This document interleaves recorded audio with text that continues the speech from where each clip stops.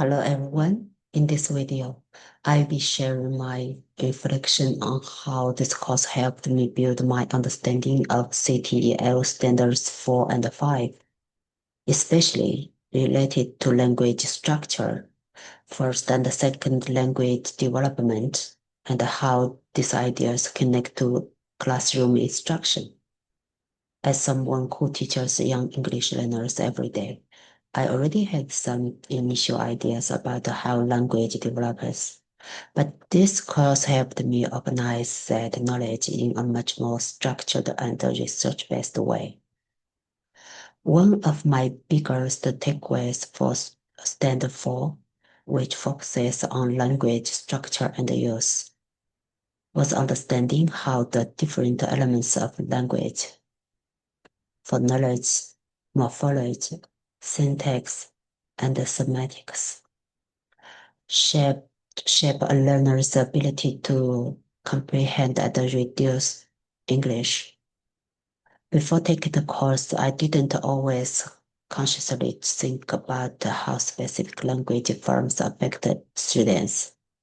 I knew my students struggled with plural forms or verbal tenses, but I didn't necessarily link this to deeper structural patterns.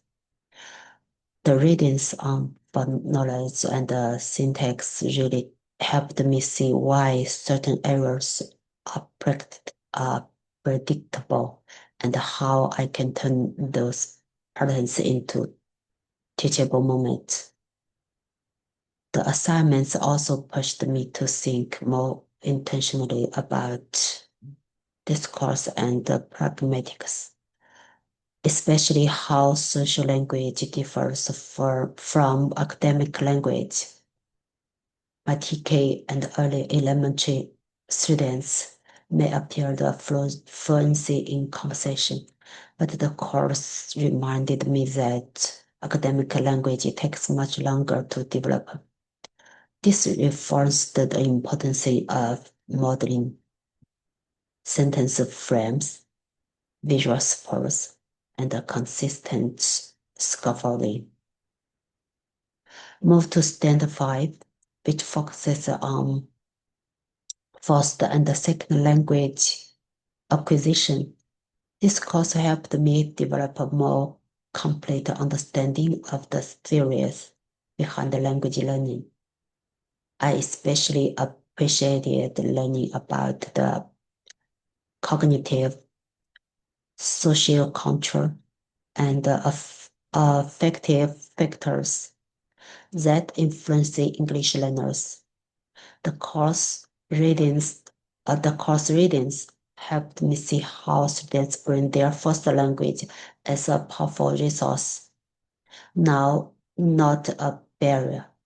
For example, understanding the difference between positive and negative transfer helped me look at the students' errors with more empathy and more strategy. Instead of seeing an error as a problem, I now recognize it as evidence of a developing system. One of the most meaningful parts of the past 8 weeks was using these ideas in real lesson planning, creating language objectives, design SDAIE lessons, and looking closely at the assignments helped me practice turning theory into action.